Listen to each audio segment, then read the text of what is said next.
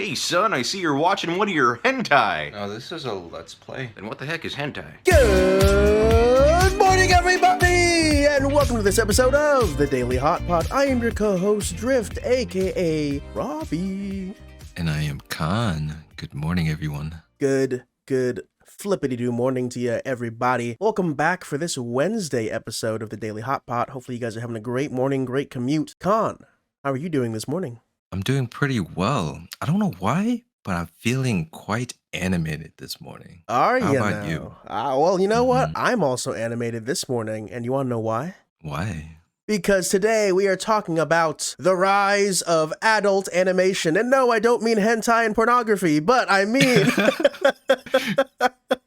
I mean specifically mature animation in terms of, well, let's say topics, violence, anything really. The more, in recent days, Khuon, I think we are spoiled with animation that isn't catered to the youngins anymore. I think we're getting, more specifically, a lot of Western animation that is being pushed to be for general, mature, over, 16, 17-year-old audiences, whatever the ratings board cuts the ages at. And I'm here for it, Khuon. What do you think? I think all forms of animation is great. Myself, I'm a big fan and lover of animated movies or shows. Either like Studio Ghibli movies or even like Disney movies or DreamWorks movie. I'm a big fan, and I agree. They're for all ages, for kids, for families, and they're definitely for adults too.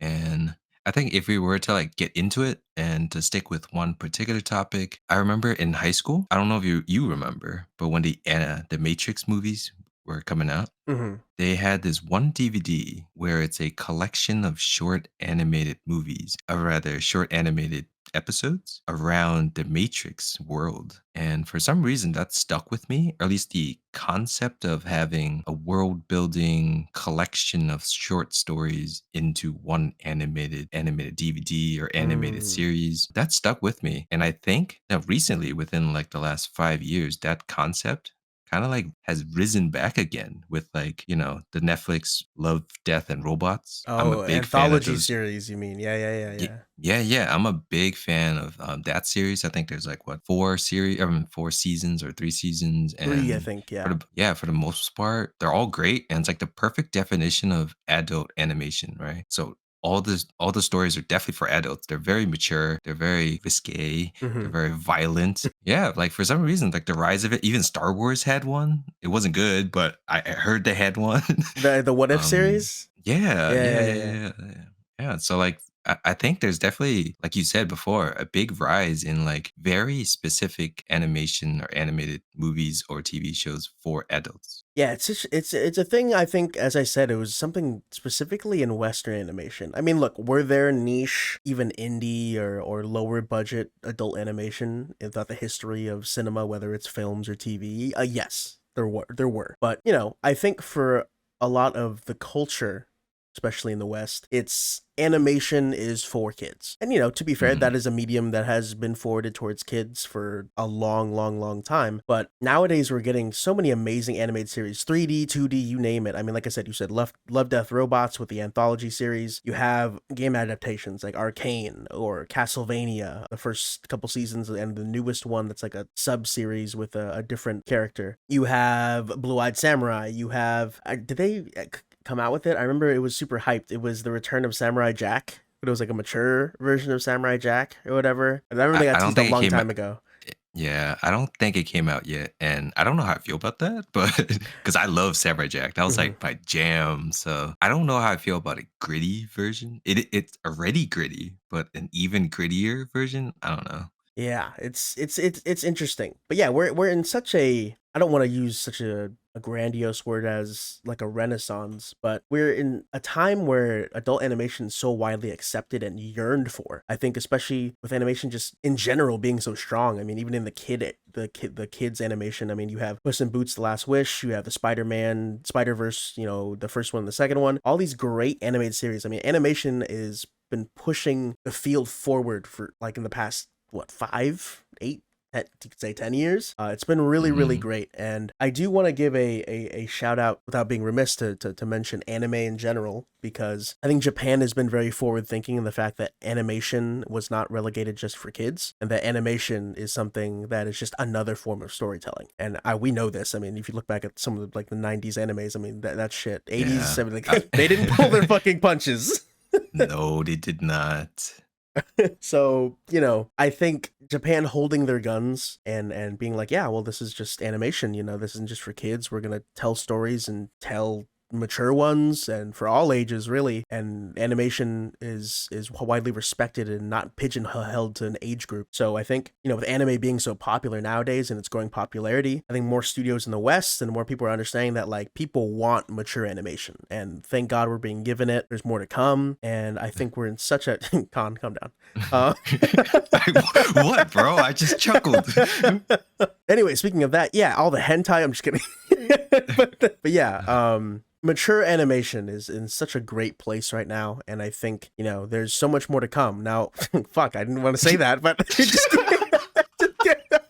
there's so much more to be made out there. Okay, but I hope that there isn't going to be, I mean, there always is for every market. I hope there's no immediate oversaturation with mature animation. I hope it does stay as a good forward content for adults, but I just don't want it to be so oversaturated that people are making, animation mature and violent just for the sake of it. You know what I mean? Like needless violence, needless over excessive, just to be like, hey, we're mature animation. I don't want that heart to be removed from it. And that's what I felt a tiny bit with Love, Death, Robots. I loved the first season. The second season I thought was great. No, the second season I thought was lackluster. The third one was kind of better, but I think nothing topped the first season. The first season, in terms of the breadth of content they covered and everything in the anthology, was fantastic. Second one with Michael B. Jordan, fucking let down. What the fuck was wrong with that season? 90% of those episodes were made by Blur Studios, who are fantastic, by the way, but what the fuck? But yeah. Yeah, I could definitely agree with that. Just going back to what you were saying before, I think for millennials, or even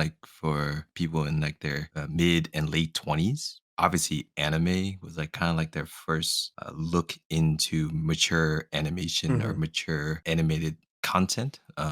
It's we have Adult Swim from the past, or Yeah.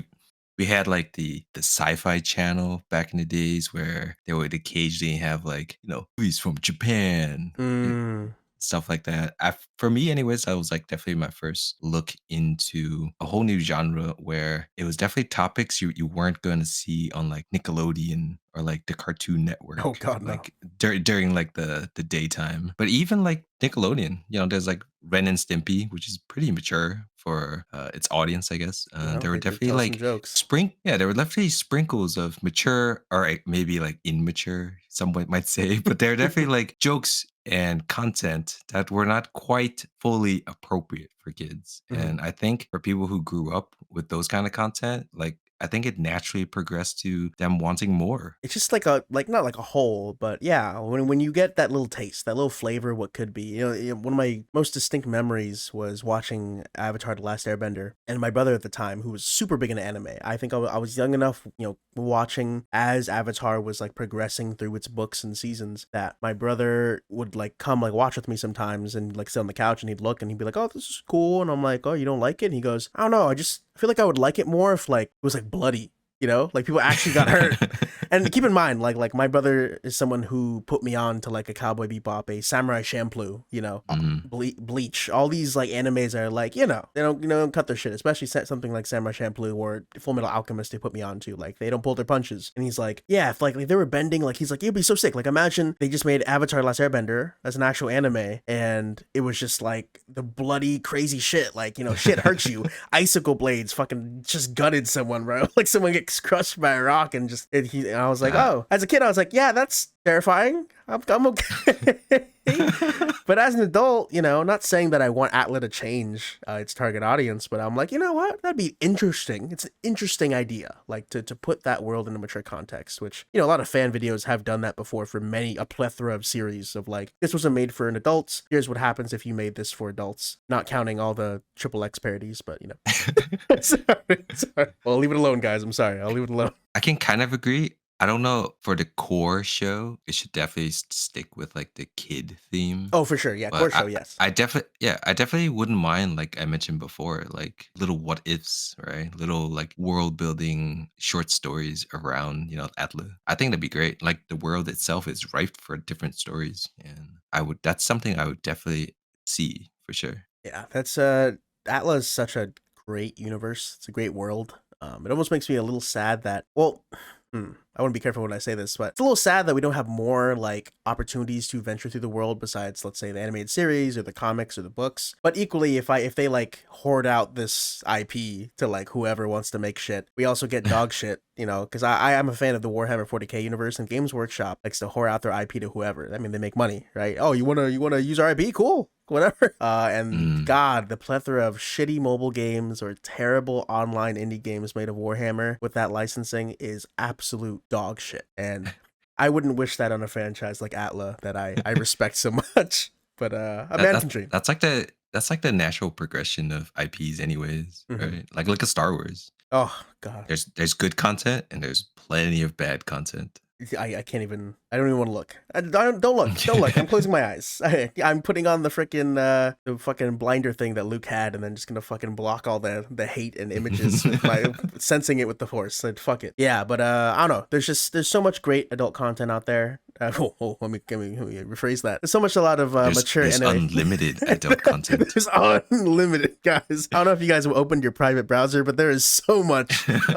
Yeah, but there's a lot of just mature animation catered towards individuals that want to see a medium such as animation grow up with them. As much as adults, we can always go back to watch our favorite animated films and TV shows as a kid. I don't find myself going back to watch Mickey Mouse Clubhouse at 25 years old. All right, maybe I want to watch Mickey go on a fucking samurai slash spree with Goofy and have them watch a showdown at the afternoon for the heart of Minnie Mouse. Who knows? I want to watch some more mature things that I can grow up with. Luckily, IPs like Atla, like another great IP that kind of ages well upward. I can't think of it right now, but like, Avatar's a great example of where like it's timeless. That animation can always stay and will always remain timeless. But animation with the times, with our age, definitely is very much welcome nowadays. And I don't know. I can't wait to see what comes out in the future because, like I said, we're in a pseudo sort of renaissance, and I have no idea what the fuck someone's gonna shit out. I mean, look, we already got fucking Sausage Party. So what else? Who else knows what we're gonna get from people? Oh my God, there was like you mentioned, since you brought it up, there was like a time frame where the raunchy stuff came out, like weird raunchy stuff, like Sausage Party, like you said. Yeah, those are weird. I've never seen that movie, but just the trailers and clips I've seen, it's like, this is kind of weird. I've never watched the full movie. I've watched clips online, and everyone I think has seen the same clips. The hot dog one? Oh, I mean, they're all hot. The main characters are hot dogs. There's the ending celebration scene that everyone's seen. We love adult animation here at the Daily Hotpot. Yeah. Go watch that scene if you're interested. Well, yeah, we're getting to the end here, Khuon. Do you have any recommendations for people? Either adult animation or just animation in general, if you want people to check out. Well, just going back to what I was talking about before, definitely watch the first season of Love, Death, and Robot and give it a go. They're really short, 15, 20-minute episodes. You don't got to binge it. Just pick the best ones and pick something that interests you. That's a great answer. Anthology series are perfect for just picking an episode that looks cool. And I think Netflix still does this, but on the first season of Love, Death, Robots, they randomize the order of your episodes for each user, depending on what you like. Oh. Yeah, it's very interesting. I didn't know that. That's cool. Yeah, it was a super cool one. So I remember I was talking quickly. I was going to say that I remember I was talking to a friend, like, oh, yeah, do you watch first episode of Love, Death, Robots? He's like, oh, yeah, this one. And I was like, what do you mean? This one, you mean? And he's like, no. And then I had to look it up. Yeah, randomizes depending on what you like. What your like list is like on Netflix. So yeah, Go check it out, guys. That's a good one. I would say, I'm surprised we didn't mention this, but I would say watch Invincible, a great mature superhero animation. Watch Arcane. Season 2 is coming out in November. Can't wait for that. And, watch Blue Eyed Samurai. I know it's not a lot of Netflix and Amazon Prime, folks, but hey, go watch these mainstream ones if you haven't already. If you're not in the world of adult animation, go take a dip into those. Those are great, well-rated, well-liked. Maybe you like it, mature animation. Yeah, just don't Google adult animation. True. Google the titles that we just mentioned. Yeah, specifically the titles we mentioned. If you type in adult animation, we are not liable for anything you find on your private browser. Yes. All right. Well, thank you guys so much for watching, or rather listening, unless you're on YouTube. Well, I hope you have a happy rest of your Wednesday, a great day at work, school, wherever you're listening from. And as always, take it easy. Bye.